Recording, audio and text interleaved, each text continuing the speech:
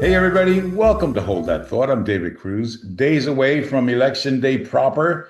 And finally, it appears that we are all engaged with the governor's race. So we thought, who better than the most popular governor in the history of New Jersey to put this all into context for us?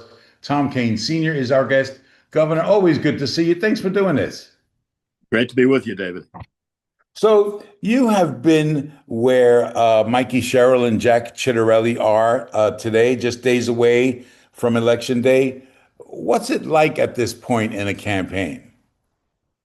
It's tough because you're about the situation. You've been doing this for months and probably Most people years. don't know that, right? Most people Yeah, tune in the last week, but you've been running for 2 years. that's right. Yeah. And it becomes so encompassing. That's all you're thinking about. That's all your family is thinking about. Yeah. That's what you think about when you get up in the morning, when you go to bed at night. And it's shocking to meet somebody who says, "Oh, is an election coming up?" you know. Right. But at this point, you start. You don't really know what else to do. So they may have a few last rallies, but and you never know. So you're trying to shake every hand. You're trying to stop at every store you can stop in the main streets. You're starting to make sure your campaign's making phone calls, and then you sort Do of you figure. have do you have a gut feeling at that point? I never did. Yeah. I mean, the two elections. I mean, I won the closest election in state Yeah, history. that one, right. I thought I was going to lose. In Uh, that first one. well, every poll said I was going to lose, so I Yeah. said, who am I to question all these polls? I mean, I'd worked Yeah. hard, I could, Yeah. and I don't know what else I could do. But an election night, in those days, the networks called them early. So at 6 o'clock, CBS came on and said by the exit polls that I'd lost. And then I guess ABC came on and said I'd lost. So when the polls were closing, I called my wife and said, "Look, get in the car." He said, "I don't see any reason Jim Florio ran against me should have a bad night. So let's Right. give him a present. Let me concede early and we'll go home to bed." So I drove down to the headquarters. My campaign manager, I said, "I'd rather just concede now and let my opponent have a good night." Yeah. And he said, "Well, could you wait just a minute? Because, the Democratic areas of the state are suddenly coming in not so Democratic. And you're carrying areas other Republicans don't usually carry. So just spare me and let's wait a little bit." Yeah. We needed a headline on a newspaper and you holding it up triumphantly that says Florio defeats Kane. Yeah, that's right. I could have held up two television networks. I remember that. Yeah. but, So, but you had no early voting then in the 80s. no, Have you paid any attention to what impact the new voting landscape has had on the process? I The don't think. early voting, the vote Yeah, by mail. I don't think a Republicans great. are even doing it. Yeah, it seems that from the start, and I don't know why, but more Democrats seem to vote that way than the Republicans. But that's changing. I think more Republicans are starting to vote that way too. Yeah. Well, it's the more opportunities people to have the vote, the better it is. So I'm all for expanding the voting as much as you can. How does this campaign? I mean, you've seen a few campaigns in your 90 years. Uh, how does this campaign compare to in the modern era in terms of its negativity and the money that gets spent and just the tone of it all? Well, the money is greater than it's ever been in the past. That's actually the cancer in the system. There's just too damn much money sloshing around in campaigns now, uh, and that's not good for the public. So a real campaign finance law passed by the legislature would probably be the best thing could happen to politics. Uh, Yeah. but both parties are sloshing around with the money, so I don't see either party doing it. But they should do it. So that's the biggest thing. Is just, I mean, you can't turn on the television. I mean, of course, they're buying ads in New York and Philadelphia. Those are the first and the third most expensive markets in the country, and yet both candidates are all over both markets. And it's just And then so many ads that are so negative that Yes. I was talking to a consultant who said, that's intended to keep the vote down. Yeah, I think it So probably does it's keep it down like, a bit. You get sort of fed up when you see all these negative ads, and it's both parties, and it seems to be getting worse year by year, and there also isn't the corrective mechanisms.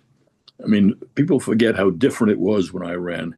There were 17 daily newspapers in New Jersey. yeah, Forget all the weeklies. There were 17 dailies, and they all had reporters. They all had editorial boards. You had to go to every one and try to sell yourself. And it was difficult, but they corrected it. I mean, if you put on negative ads and they were unfair and not correct, then the newspapers would get you for it. yeah, Yeah, and there'd be columns and there'd be things, and you get in trouble. So now there doesn't seem to be much check on it. I mean, you put on an ad, makes your opponent puts on an ad, says your ad was too negative. People don't believe either one.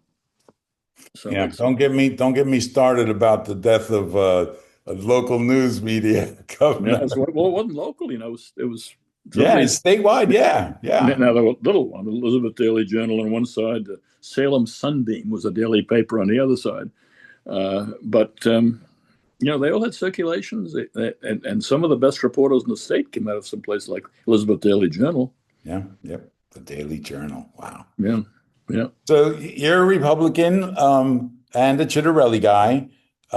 He's had to walk that fine line between MAGA and what we'd have to say are the Tom Kean Republicans in the party. Do you acknowledge that he's had to walk that fine line, and is the MAGA wing of the party more energized or stronger than you could ever remember? Yeah, there's a passion that Donald Trump has aroused, and a number of people, Republicans, yeah, and numbers who were not Republicans, but he has caught hold with a very large number of people. But I've known Jack Ciattarelli for 30, 35 years, knew him in the legislature. He's a decent guy. I don't know, Mikey. I mean, I've met her, but I've never had a talk with her. I can't really have a sense of how good she is or isn't. So I've never said anything about her and wouldn't. But I do know Jack, and I know Jack's a very decent guy. And I think my own personal view is about time we had somebody who's lived and worked in New Jersey their whole lives. I mean, we haven't had one of those in a long I've, time. I've heard that as a Republican refrain this time around, Governor. Nicely played. Uh, where is your party today, though? I mean, has it lost its way, or is it finding a new path? No, I think at this point, Trump is the leader of the party, and there's no question about it. And the party as a whole, nationally, is going in Trump's direction. Now, that doesn't mean the New Jersey governor's going that way or any other governor. New Jersey's always been a pretty independent state. And its governors, by and large, with some exceptions, have been pretty independent people. And they haven't paid much attention to what's going on nationally. They've just tried to do their best to run the state. And we've had that way. We've had some pretty damn good governors. Now, you do need the national. I mean, there are times when there are problems that you can't solve as governor. And you really need the help of the national. I mean, we've got all this stuff about whether or not we're going to get our tunnel. We need the tunnel. We need the tunnel. Somebody has got to convince whoever is president that tunnel has got to be a priority. And they've got to sell whoever the president is on it, because we can't do without it. The whole northern part of the state's going to be in trouble if that tunnel doesn't get built in the next 5 or 10 years. Yeah.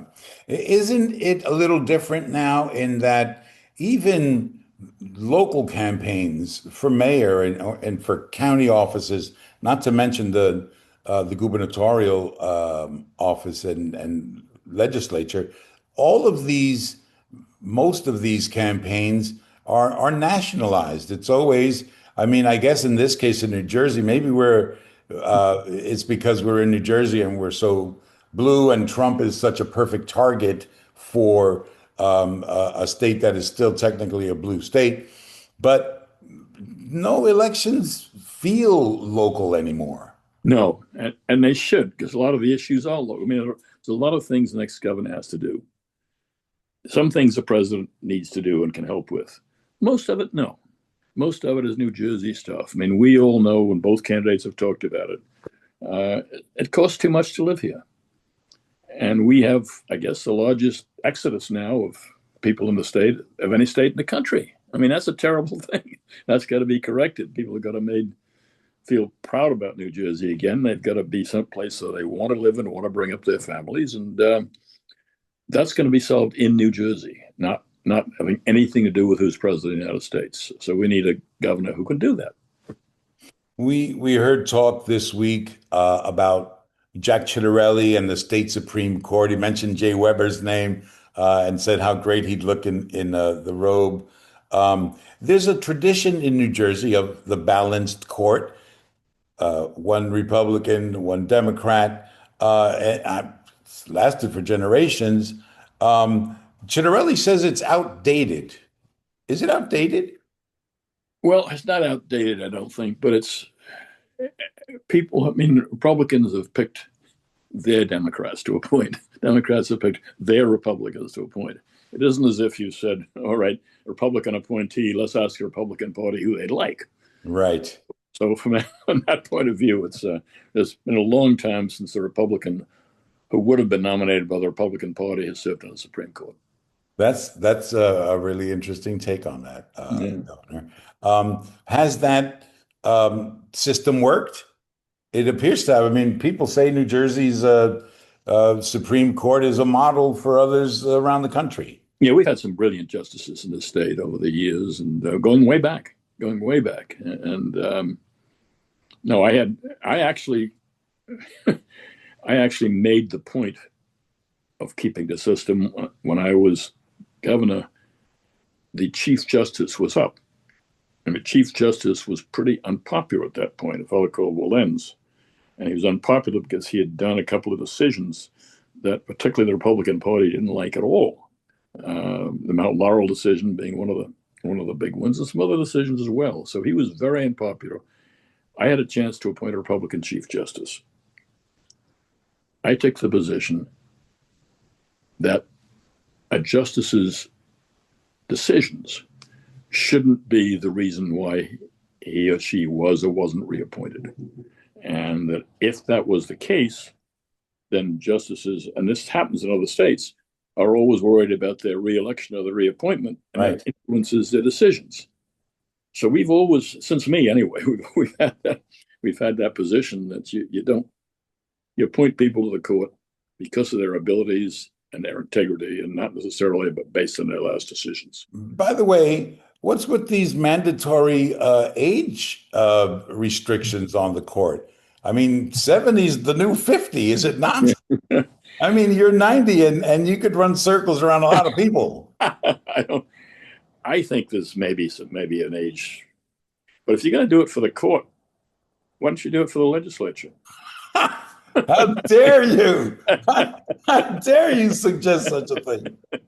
I mean, I have maybe because of my age, I don't feel quite so strongly about age restrictions. Maybe as I once did, but because people, have different abilities, no matter what age they are. And I think the public is the best judge as to whether somebody should be put in office. And I think to remove somebody from the ballot simply on the basis of age, maybe not be the greatest thing to do. What do you think is the biggest challenge that this next governor is going to face, whoever it is? The budget. The last couple of governors have overspent. I mean, they've spent more than we had, and they've raised revenues here and there. And in this case of this governor, he had a ton of money come in from COVID monies from the federal government, but he spent all of it.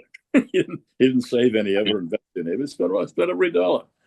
And so the next governor is going to have some real budgetary problems. There are a number of problems hitting the state. They're going to be very expensive. Both candidates have indicated that they're not going to cut spending anywhere. Maybe someone would spend more than, but you can't. There's no money. So if you're going to spend, you got to tax. And they both said they weren't going to do that. So I don't know, but it's a real that budget is going to be a real problem because we've got some of the highest taxes in the country now. If we raise taxes any more, we're going to see a greater exodus. And the exodus is going to be, by the way, the people who pay the taxes. The people who move most easily are the millionaires. They're going to be out of here. So you got to find a way to keep those millionaires, not because any of us love millionaires, or billionaires, as my good friend Bernie would say. But the billionaire class, you can attract a few of them in New Jersey, then the rest of us aren't going to pay as many taxes. And you got to put a leash on the legislature, right? I Yeah, mean, you you can't do. have a governor who proposes a budget that some people think is bloated, but then to have at the last minute the legislature to put $1 billion on top of that. That's right. It's not a bad thing, by the way, to have a legislature of a different party than the governor. That's that's it. That, Also, we well, haven't had that in a long time, but it's a check and balance in my experience. It's worked pretty well in the past. yeah. All right. Governor Tom Kean Sr., always good to talk to you, man. Thanks for doing Thank, this. thank you, David. Good to see you. So early voting is ongoing. It ends Sunday, November 2nd. We haven't heard much about any issues during early voting, but concerns have been raised about election security and ballot security with federal monitors now dispatched to Passaic County and seemingly everyone calling for monitors now. Nuzhat Chowdhury is the director of the Democracy and Justice Program at the New Jersey Institute for Social Justice. And she joins us now to confirm and debunk, or debunk and confirm, the seemingly growing concern over elections. Nuzhat, good to see you. Thanks for coming on. Yeah, of course. Good to see you. Thanks for having me on. So let's start with the Department of Justice announcing that it's sending monitors to Passaic County. What are they watching for, and why are they in Passaic County? Yeah, absolutely. So first, before we begin, I want to frame the issue because we are hearing a lot, as you mentioned, voters might be hearing about the DOJ coming in. They might be hearing the term election integrity. I think there are a lot of fears being stoked right now, and I want to start off the bat by saying it's unfounded. I want to assure all listeners that their votes are safe. Our elections are well regulated by law, and there are nonpartisan election protection partners that are always looking out for irregularities in the process and in things happening at the polls, waiting to take legal action if necessary to protect the vote.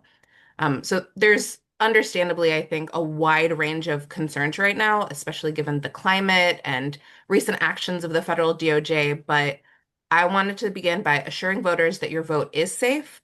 And your vote will be counted if you go to the polls, if you use vote by mail. All of these different processes are safe. We have very safe elections in New Jersey. So we don't want to give in to the fear mongering, especially when That's our where I voice is wanted. very important. That's Yeah. where I wanted to start. As I said, to either confirm or debunk, because you have these concerns, or we've had them in the past, and you've heard people call for federal monitors and so on. And as you said, there's never been any really widespread voting irregularities ever found. Um, but now we're hearing this more than ever because clearly it's become a political strategy on some parts, and people are looking to raise questions about the integrity of the vote in certain areas. But the call for the Justice Department coming in this time to Passaic County came from Republicans, and what were they basing that call on? Sure. So the Passaic County Republican Party issued a letter asking for the DOJ to send in federal election monitors specifically to Passaic County. In the letter, which they published on their account on X, they mentioned that there have been instances of voter fraud in Passaic County in the past, and they had asked the Passaic County Board of Elections to put in security cameras where the ballot boxes are. The Board of Elections in Passaic County did not comply with that request, and that's when the Republican Party there sort of escalated the matter to the federal DOJ. Um, this isn't something the federal DOJ sends election monitors routinely throughout elections. So even though this was particularly requested in Passaic County, this is not unusual by any means. The DOJ has sent in election monitors, most elections, oftentimes under the Federal Voting Rights Act, to make sure that federal protections are enforced. They've been, in the past, they've been very helpful in making sure that racial discrimination isn't occurring at the polls. So in this particular instance, they have been asked for to come into Passaic County, but as far as we know, there's no reason to believe that there will be anything unusual. Election monitors are not supposed to interfere with voting in any way, shape, or form. They're not supposed to be there to intimidate. They're just supposed to be there to act as an observer in the process. Here's my question before we get into that, because that's an important part of this too. Um, the request for the federal monitors to come in came from the Republican Party after the Passaic County Board of Elections decided to not give comply with their request for cameras to monitor the door where the ballots are going to be, right? That sort of thing. Mhm. All right. So Yes. it's not about the case in Patterson where former council members or former council candidates were found ballots or trying to ballot stuff. What was that thing? Because that's a Yeah. lot something else that people bring up a lot. No, absolutely. So in 2020, there was a case that was found in Patterson of two council members, I believe, who were found to have committed voter fraud. They were caught at the time, they were indicted, all of the measures were put in place to make sure that they were caught and they did not happen again.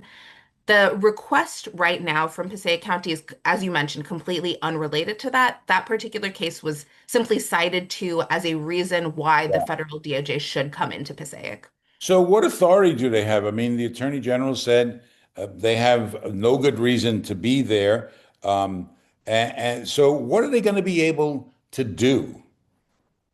Yeah, so federal, as I mentioned, federal election monitors, we see them come into different places every election cycle. Last election cycle, the federal DOJ sent in election monitors to Union County because the Union County has a consent decree that they need to comply under the federal VRA. They sent in monitors to Voting Middlesex Rights Act. County. Yes, Yeah. the Voting Rights Act of 1965. Yeah. They sent in monitors to Middlesex County.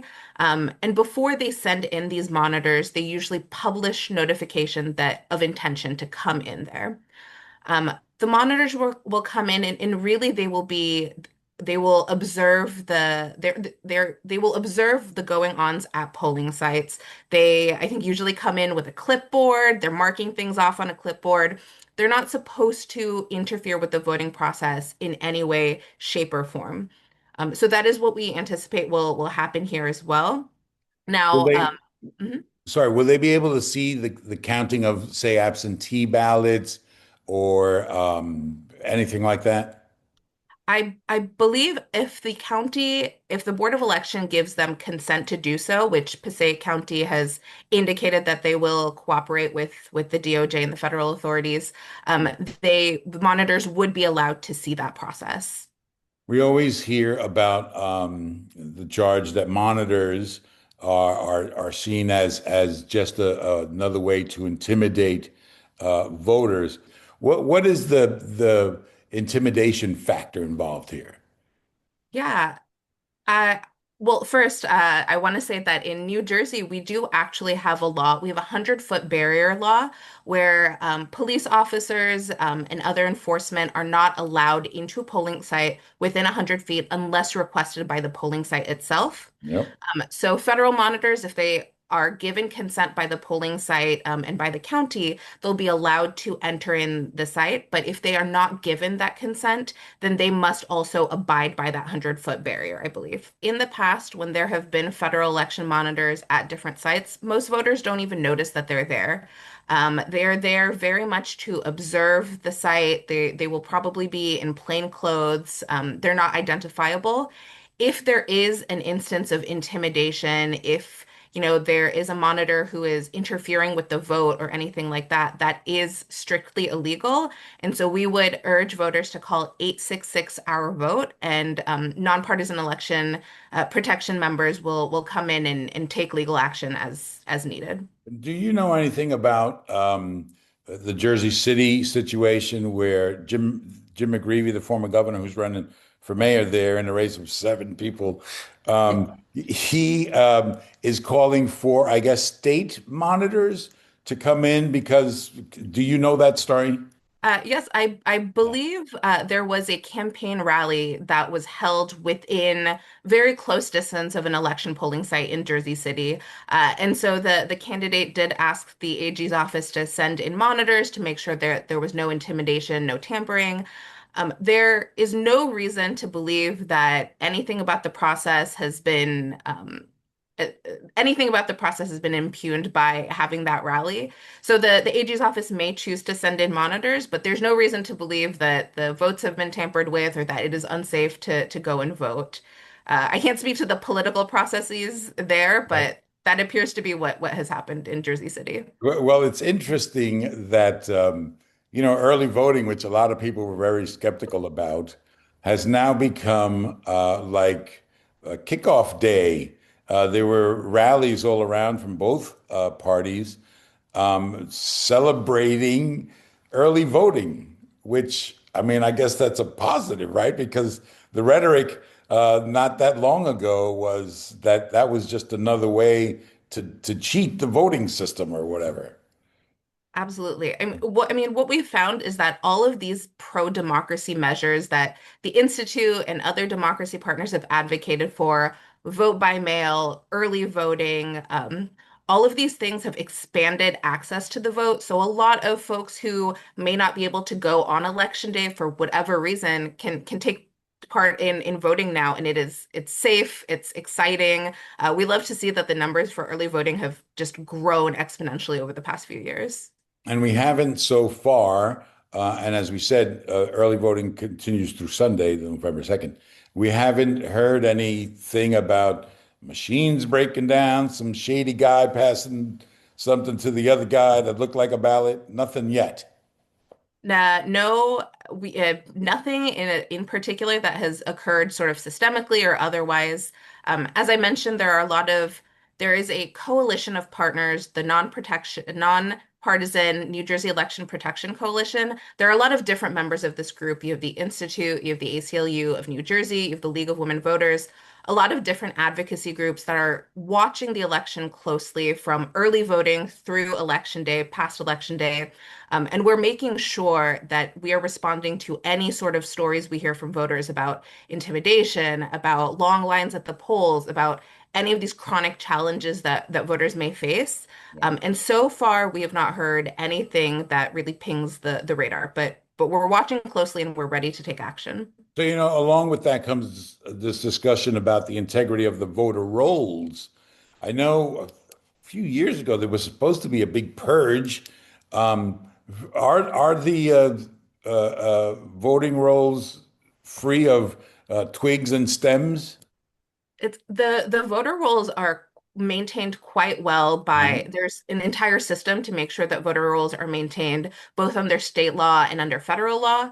So county election officials will review, approve, and remove names according to eligibility. They do a cleanup once every 2 years. That is required under federal law to do so. And all of this is part of a system to make sure our voter rolls are clean and maintained, and are one of the many safeguards we have to make sure that voter fraud does not actually occur in New Jersey. Yeah, it's true that the voting integrity is being used by, one of the parties particularly as a campaign issue. And one of the things they're bringing up again is what is wrong with requiring an ID to vote? You got to show your ID for so many things. Why not have that as an extra measure of integrity to the voting process? I think when you talk about voter ID, I think the initial instinct might be that, like you mentioned, why is this such an additional barrier? Why is something that why is this something that we don't support? And what I would say is that, first of all, our elections are secure. As I mentioned, there are so many different layers to ensuring that the person who is casting the vote is the person who is registered to vote. Yes, but some will say that that's all well and good in the abstract, but when this person shows up and that's not who they are, I think that's what people are talking about. Right, yeah. Well, on the back end, the county officials make sure that every vote cast actually matches, the signature matches, everything like that. But in terms of the voter ID portion of it, the reason that we do not advocate for voter ID laws and is that it is voter suppression at the heart of it. There are a lot of different reasons why folks who are eligible to vote may not have a voter ID, a state voter ID, whatever it might be. They might not have the papers required to get a driver's license. They might not need a driver's license. Um, there are a lot of different reasons why someone may not have ID, and putting that in place just effectively will disenfranchise a lot of individuals, and mostly individuals from Black, Brown, and immigrant communities who are otherwise eligible to vote. All right. Uh, where can people go telephonically, at least, to if they have a problem at the polls on election day? Yeah. For any voter who's experiencing any challenges, this includes intimidation. This includes if there are long lines, if your polling site isn't open when it's supposed to be, if you go to vote and they say that you are not registered to vote where you are supposed to be registered, I would encourage everyone to call 866 Our Vote. OURVOTE, and someone will be on the line to help you again during early voting and also all day on election day. All right. Nuzhat Chowdhury from the New Jersey Institute for Social Justice. Thanks for coming on and clearing some of this stuff up. Yeah, thank you. All right. And that's hold that thought for this week. Next week, we'll take a look at what happened on election day and try to explain why. Listen, we're just getting started, so you should hit the like and subscribe button. I'm told that I should say that to keep the show going. I'm David Cruz. Thanks for streaming. We'll see you next week.